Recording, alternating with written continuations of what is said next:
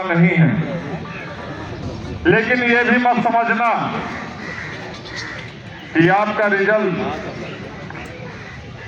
अगर मैदान में उतरा नहीं है तो सिर्फ इसलिए नहीं उतरा है कि कुछ सीढ़ियां उसकी बची हुई हैं चलने के लिए, जब आसमान खुले नजर पे आएगा। इसलिए आप लोग कतई निराश ना हो, क्योंकि हम आप सभी ने मिलकर यही निर्णय लिया है कि अधिकारी के भेजते हैं कि अगर समय रहते हुए हमारे उच्च अधिकारियों के द्वारा और शासन में बैठे हुए हर उच्च अधिकारी के द्वारा जिनके सामने से हमारी स्मारक समिति की फाइलें गुजरती हैं,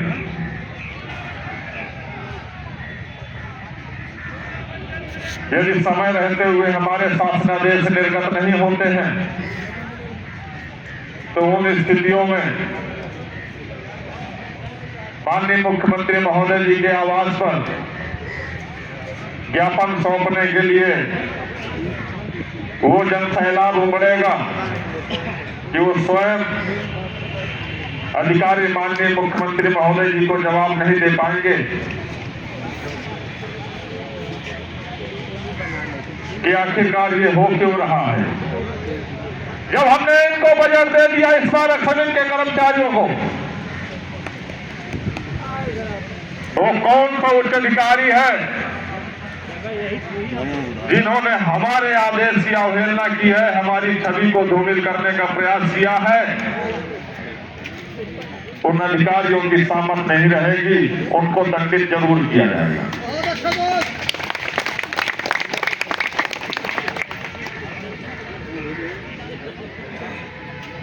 इस प्रकार से माननीय मुख्यमंत्री महोदय इन 7 वर्षों से निरंतर बजट देते चले आ रहे हैं,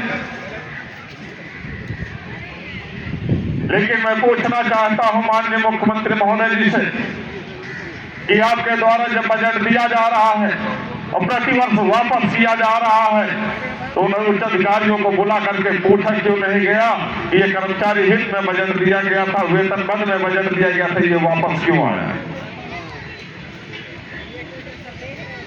नहीं पूछा गया है। तो इस बार अच्छा खासा बजट और पूर्व की बात बढ़ाकर बजट दिया गया है और शासन में बैठे उच्च अधिकारियों की जो मंशा है वो साफ स्पष्ट नहीं दिख रही, जिसको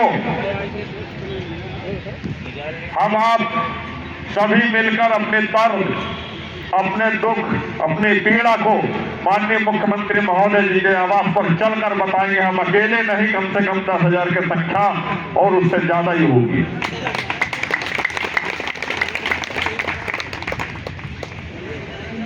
आवश्यकता पड़ी गई तो तमाम छोटे बड़े संगठन, महासंघों का जो समर्थन प्राप्त हुआ है, उनका भी सहयोग लेते हुए हम उनके अंतर्गत आने वाले चतुर्श्रेणी कर्मचारियों का सहयोग लेंगे और माननीय मुख्यमंत्री महोदय जी के आवास जाएंगे।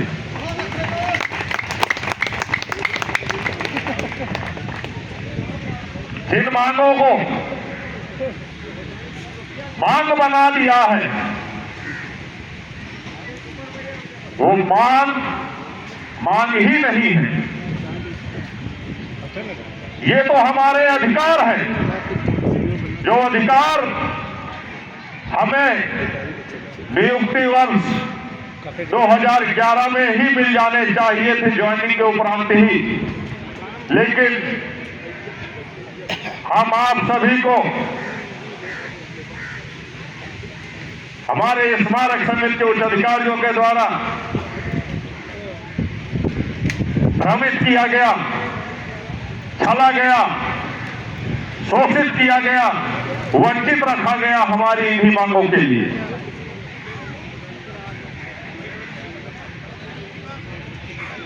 लेकिन कोई बात नहीं, वंचित रखा गया है तो हम बताएंगे, हम आप सब मिल करके बताएंगे माननीय मुख्यमंत्री महोदय जी को कि ये हमारी मांगे नियुक्ति 2011 में ही मिल जानी चाहिए। इसको वंचित रखने वाले हमारे स्मारक समिति को अधिकारियों की गलती है। पदेन मुख्य प्रबंधक महोदय जी की गलती है। वर्तमान में जो भी नए मुख्य प्रबंधक महोदय आए हैं, उनके तो संज्ञान में ही नहीं आया होगा अभी तक कि आखिरकार माजरा क्या है, क्योंकि वो भी हाल ही में 15-20 दिन पहले ही उनकी नियुक्ति हुई है यहाँ पर आकर। लेकिन इससे पूर्व जो भी मुख्य प्रबंधक, सदस्य सचिव, स्मारक समिति, जो पदेन उपाध्यक्ष लखनऊ विकास प्राधिकरण है, इन्होंने भी हम कर्मचारी हितों में कभी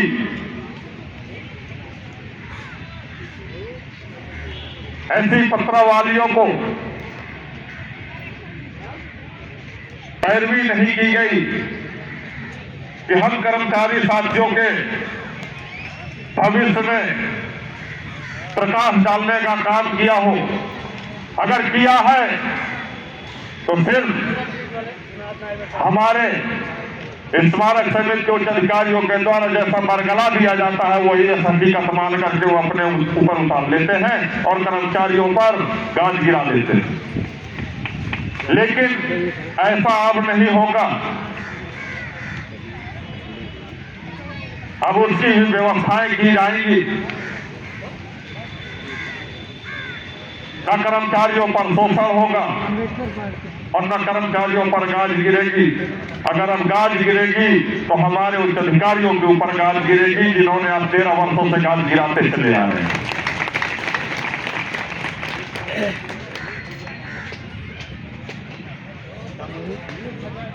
हम आप उसी धैर्य और निष्ठा के साथ संघर्ष कर रहे हैं। यह पूर्णतः सत्य है कि हम आप सभी अनुशासन के दायरे में रहते हुए संवैधानिक तरीके से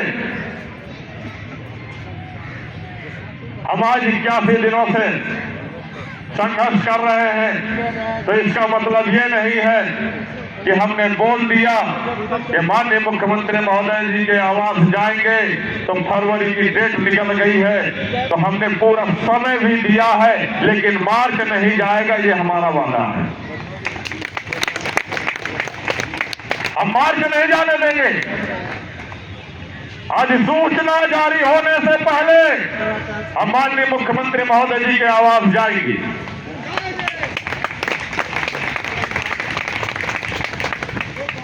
हम यहां पर बैठे हुए एलआईयू के ऑफिसर महोदय जी से निवेदन करना चाहेंगे और यहां पर बैठे हुए प्रशासन महोदय जी से निवेदन करेंगे कि अगर हमने कहा था कि हमारी वार्ता कराई जाए तो माननीय मुख्यमंत्री महोदय जी से कराई जाए, उनसे नहीं हो सकती है तो मुख्य सचिव महोदय जी से कराई जाए। अगर उनसे नहीं हो सकती है तो पर मुख्य सचिव महोदय जी से हमारी वार्ता कराई जाए। लेकिन अभी तक हम आप सभी को बरगलाने का काम किया गया है। पूर्व में जहां आश्वासन माननीय मुख्यमंत्री महोदय जी के पास वार्ता होने के उपरांत जो आश्वासन दिया गया कि 4-5 दिनों में समय दीजिए आप और उसके उपरांत हम अपना प्रतिनिधि भेज करके आपकी मांगों को पूर्ण कराते हुए आपका धरने को स्थगित कराने का काम करेंगे, पूर्णतः असत्य निकला हो। प्रथम वार्ता भी ऐसी असत्य निकली और द्वितीय वार्ता भी असत्य निकली। तृतीय भी निकली और चौथी भी निकली, लेकिन जो हमने घोषणा की है वो असत्य नहीं, बिल्कुल सत्य निकलेगी। इसको चेत जाए तो ज्यादा बेहतर होगा।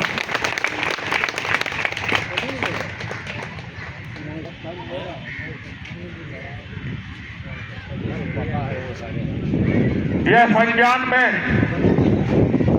भी ले लें कि यहाँ स्मारक के कुछ चंद साथी, चंद कर्मचारी धरना स्थल पर अगर उपस्थित दिखाई देते हैं तो यह आंकड़ा लगाना बंद कर दीजिए कि यहाँ पर कम कर्मचारी है, खाली बोलेंगे कुछ करेंगे नहीं। तो मैं पुनः याद दिलाना चाहता हूँ कि माननीय मुख्यमंत्री महोदय जी के आवास से चारों ओर हमारा स्मारक समिति के कर्मचारी 5000 तैनात है और एक पैसे सर्कुलेट होने पर 1 से 1.5 घंटे के अंदर माननीय मुख्यमंत्री महोदय जी के आवास पहुंच जाएगा।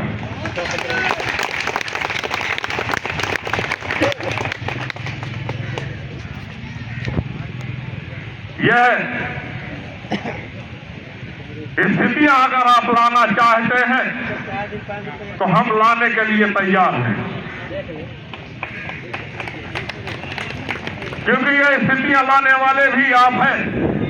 हम तो 81 दिनों से यहाँ पर याचना कर रहे हैं, निवेदन कर रहे हैं,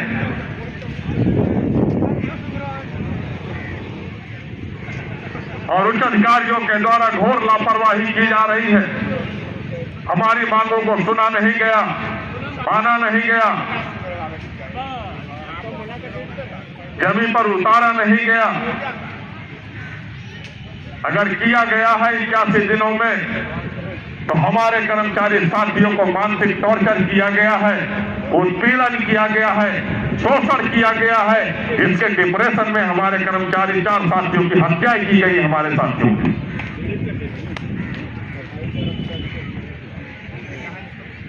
अगर कुछ किया गया है तो हमारी मांगों पर विचार नहीं किया गया है तो 17 कर्मचारियों को सस्पेंड किया गया है। अगर कुछ किया है हमारे नियुक्ति प्राधिकारी महोदय ने तो 300 कर्मचारियों का माए दिसंबर का आधे महीने का वेतन रोका है। उससे भी अगर बिल नहीं भरा तो हमारे नियुक्ति प्राधिकारी महोदय ने लगभग 70 कर्मचारियों को पूरे के पूरे महीने का वेतन रोक दिया।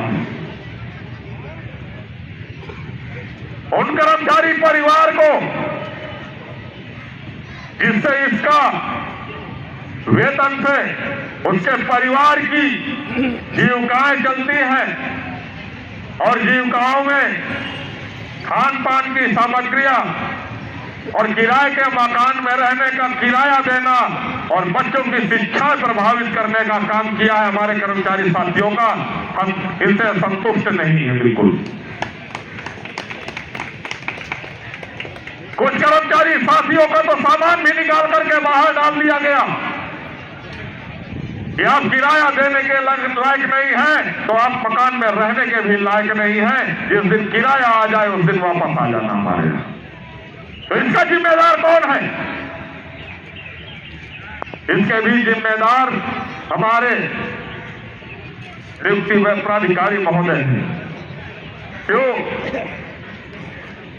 क्योंकि अगर नीचे से वेतन काट करके भेजा जाता तो आपका दायित्व बनता था, आप इस परिवार के मुखिया हैं, सदस्य हैं, नियुक्ति प्राधिकारी हैं, हमारे अधिकारियों को सीधे निर्देशित करते कि ये पूरा का पूरा वेतन बना करके लाइए। किसी कर्मचारी के दर्द को, पीड़ा को, उसके परिवार को पीड़ा देने का कोई अधिकार नहीं है हमें। अगर हम उनको खुशी नहीं दे सकते तो दुख भी नहीं दे सकते। उनको सोचना चाहिए था, विचार करना चाहिए था, लेकिन उन्होंने विचार नहीं किया। इसे हम क्या समझेंगे कि जो हमारे अधिकारियों ने बरगलाया उन्होंने सुना और उसको उतारा अपने पर, चला दिया कलम। कहां गई वो कलम की स्याही? हमारे स्मारक समिति परिवार में जो खुशियां हैं, जो हमारी मांगे हैं, उन मांगों पर शासनादेश पर आपकी कलम क्यों नहीं चलती है? शासन के वो उच्च अधिकारियों की कलम क्यों नहीं चलती जिनके सामने से हमारी फाइलें गुजरती हैं? कर्मचारियों का शोषण करने के लिए केवल आप लोगों की नियुक्ति नहीं हुई, याद करिएगा महोदय कि सच्चाई जब आप सुनते हैं तो सच्चाई सुनने की आपके अंदर हिम्मत नहीं होती है। क्यों? क्योंकि आप समाज से बहुत दूर रहते हैं। उस गरीब के और गरीब कर्मचारियों के परिवार की दर्द की, भूख की पीड़ा को आप समझ ही नहीं सकते, क्योंकि आपके माँ बापों ने आपको पढ़ने के लिए हॉस्टलों में डाल दिया गया। आपके अंदर तो माँ बाप के लिए भी प्यार नहीं होगा, क्योंकि आपको माँ बाप ने अपने आप से दूर ही कर दिया था उस समय। हमारा कर्मचारी साथी जानता है, 2 दिन अपने बच्चों को नहीं देखता है तो बिलख जाता है और भागता है तुरंत। जैसे ही शनिवार आता है तो कहते जाता हूं मैं 2 दिन के लिए अपने बच्चों के पास आता हूं। आप उस दर्द को नहीं समझ पाएंगे महोदय, क्योंकि आपको वो सहारा ही नहीं मिला जिससे कर्मचारियों के दर्द को समझ सके आप। और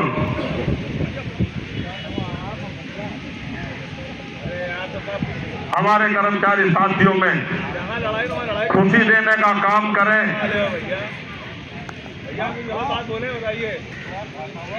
रोशनी डालने का काम करें, जिससे हमारे साथी दुआएं दे सकें, बधाई के पात्र बने आप। हम यही उम्मीद करेंगे। स्मारक समिति अध्यक्ष महोदय जी से भी और अपने नियुक्ति प्राधिकारी महोदय जी से भी और अपने मुख्य प्रबंधक महोदय जी से भी निरंतर हमारा प्रयास, संघर्ष जारी रहेगा, इसी तरह जारी रहेगा। जिस दिन आप सभी को मैसेज दे दिया जाएगा, उसके अगले 1 से 1.5 घंटे के अंदर उस यथास्थान जो निर्धारित किया गया है उस समय पर पहुंचने का काम आप लोग करेंगे। वो स्थान माननीय मुख्यमंत्री महोदय जी का आवास होगा। इसलिए